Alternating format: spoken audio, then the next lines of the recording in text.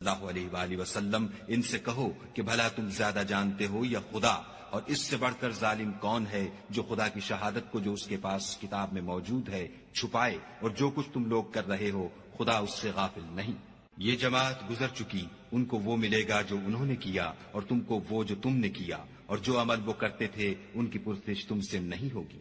احمق لوگ کہیں گے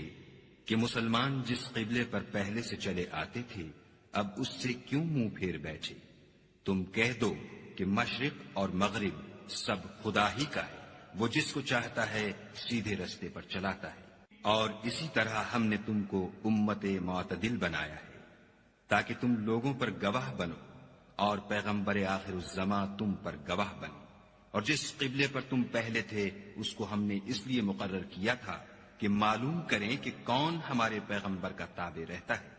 اور کون الٹے پاؤں پھر جاتا ہے۔ اور یہ بات یعنی تحویل قبلہ لوگوں کو گراں معلوم ہوئی، مگر جن کو خدا نے ہدایت بخشی وہ اسے گراں نہیں سمجھتے، اور خدا ایسا نہیں کہ تمہارے ایمان کو یوں ہی کھو دے،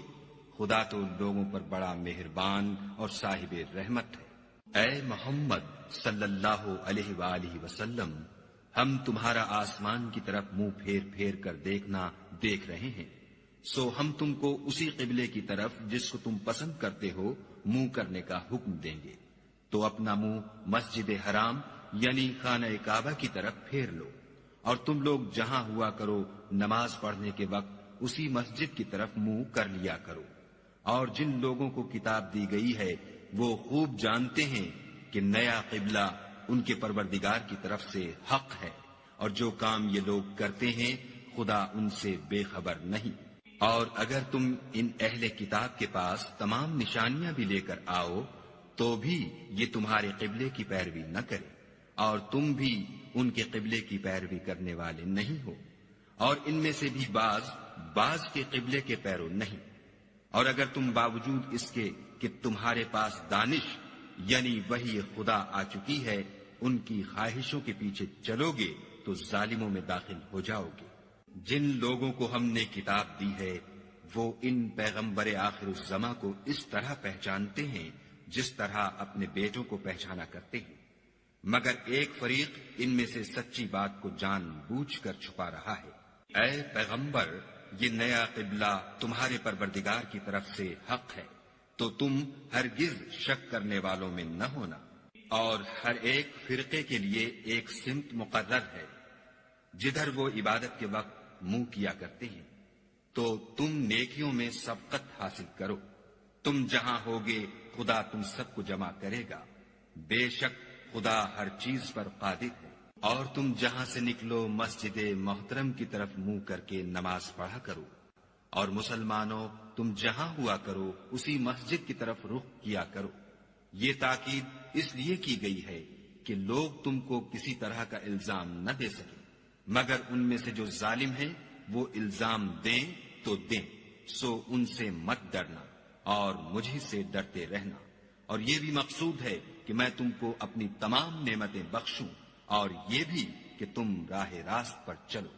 جس طرح من جملہ اور نعمتوں کے ہم نے تمہیں میں سے ایک رسول بھیجے ہیں جو تم کو ہماری آیتیں پڑھ پڑھ کے سناتے اور تمہیں پاک بناتے اور کتاب یعنی قرآن اور دانائی سکھاتے ہیں، اور ایسی باتیں بتاتے ہیں جو تم پہلے نہیں جانتے تھے، سو تم مجھے یاد کیا کرو میں تمہیں یاد کیا کروں گا، اور میرا احسان مانتے رہنا اور ناشکری نہ کرنا۔ اے ایمان والو، صبر اور نماز سے مدد لیا کرو، بے شک خدا صبر کرنے والوں کے ساتھ ہے۔ اور جو لوگ خدا کی راہ میں مارے جائیں ان کی نسبت یہ نہ کہنا کہ وہ مرے ہوئے ہیں، وہ مردہ نہیں بلکہ زندہ ہیں، لیکن تم نہیں جانتے۔ اور ہم کسی قدر خوف اور بھوک اور مال اور جانوں اور میووں کے نقصان سے تمہاری آزمائش کریں گے، تو صبر کرنے والوں کو خدا کی خوشنودی کی بشارت سنا دو۔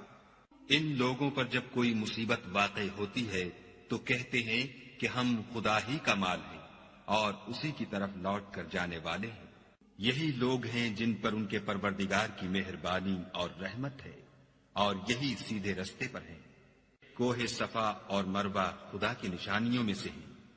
تو جو شخص خانہ کعبہ کا حج یا عمرہ کرے اس پر کچھ گناہ نہیں کہ دونوں کا طواف کرے،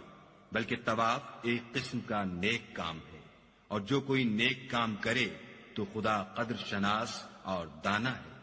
جو لوگ ہمارے حکموں اور ہدایتوں کو جو ہم نے نازل کی ہیں کسی غرض فاسد سے چھپاتے ہیں، باوجود کہ ہم نے ان لوگوں کے سمجھانے کے لیے اپنی کتاب میں کھول کھول کر بیان کر دیا ہے، ایسوں پر خدا اور تمام لعنت کرنے والے لعنت کرتے ہیں۔ ہاں، جو توبہ کرتے ہیں اور اپنی حالت درست کر لیتے اور احکام الہی کو صاف صاف بیان کر دیتے ہیں تو میں ان کے قصور معاف کر دیتا ہوں، اور میں بڑا معاف کرنے والا اور رحم والا ہوں۔ جو لوگ کافر ہوئے اور کافر ہی مرے، ایسوں پر خدا کی اور فرشتوں کی اور لوگوں کی سب کی لعنت۔ وہ ہمیشہ اسی لعنت میں گرفتار رہیں گے، ان سے نہ تو عذاب ہلکا ہی کیا جائے گا اور نہ انہیں کچھ مہلت ملے گی۔ اور لوگوں، تمہارا معبود خدائے واحد ہے، اس بڑے مہربان اور رحم والے کے سوا کوئی عبادت کے لائق نہیں۔ بے شک آسمانوں اور زمین کے پیدا کرنے میں اور رات اور دن کے ایک دوسرے کے پیچھے آنے جانے میں اور کشتیوں اور جہازوں میں جو دریا میں لوگوں کے فائدے کے لیے رواں ہیں، اور مہ میں جس کو خدا آسمان سے برساتا اور اس سے زمین کو مرنے کے بعد زندہ یعنی خشک ہوئے پیچھے سرسبز کر دیتا ہے، اور زمین پر ہر قسم کے جانور پھیلانے میں اور ہواؤں کے چلانے میں اور بادلوں میں جو آسمان اور زمین کے درمیان گھرے رہتے ہیں، عقل مندوں کے لیے خدا کی قدرت کی نشانیاں ہیں۔ اور بعض لوگ ایسے ہیں جو غیر خدا کو شریک خدا بناتے اور ان سے خدا کی سی محبت کرتے ہیں، لیکن جو ایمان والے ہیں وہ تو خدا ہی کے سب سے زیادہ دوست دار ہیں۔ اور اے کاش ظالم لوگ جو بات عذاب کے وقت دیکھیں گے اب دیکھ لیتے کہ سب طرح کی طاقت خدا ہی کو ہے، اور یہ کہ خدا سخت عذاب کرنے والا ہے۔ اس دن کفر کے پیشوا اپنے پیرووں سے بیزاری ظاہر کریں گے اور دونوں عذاب الہی دیکھ لیں گے اور ان کے آپس کے تعلقات منقطع ہو جائیں گے۔ یہ حال دیکھ کر پیروی کرنے والے حسرت سے کہیں گے کہ اے کاش ہمیں پھر دنیا میں جانا نصیب ہوتا کہ جس طرح یہ ہم سے بیزار ہو رہے ہیں اسی طرح ہم بھی ان سے بیزار ہوں۔ اس طرح خدا ان کے اعمال حسرت بنا کر دکھائے گا اور وہ دوزخ سے نکل نہیں سکیں گے۔ لوگوں، جو چیزیں زمین میں حلال طیب ہیں وہ کھاؤ، اور شیطان کے قدموں پر نہ چلو، وہ تمہارا کھلا دشمن ہے۔ وہ تم کو برائی اور بے حیائی ہی کے کام کرنے کو کہتا ہے، اور یہ بھی کہ خدا کی نسبت ایسی باتیں کہو